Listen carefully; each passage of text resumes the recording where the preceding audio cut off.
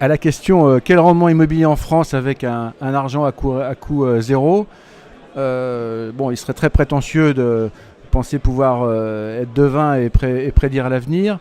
Ceci étant, il est certain qu'on a un coût de l'argent qui, à 2 3 ans, ne va pas évoluer, en tout cas à la hausse, qui sera stable. Ça, c'est le premier point.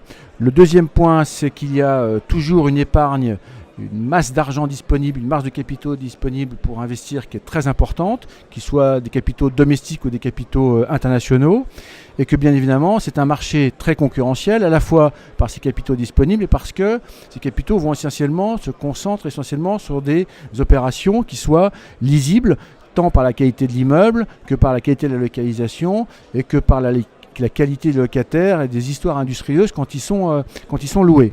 Donc tout ça pour dire que, en conséquence, les rendements immobiliers associés à ce coût de l'argent qui est bas ne vont pas évoluer à la hausse, et en tout cas, ils vont être durablement bas. Ça, c'est une première chose. La deuxième chose, c'est quelle lecture on peut en avoir au niveau de son homogénéisation. Parce qu'on s'aperçoit qu'en fait, l'ensemble des rendements sont homogènes maintenant. On est entre 5 et 6% sur la première couronne. On est entre 3,75 et 4,25 dans Paris Intramuros, où on est entre 5,25 et 5,65 dans les grandes villes de région.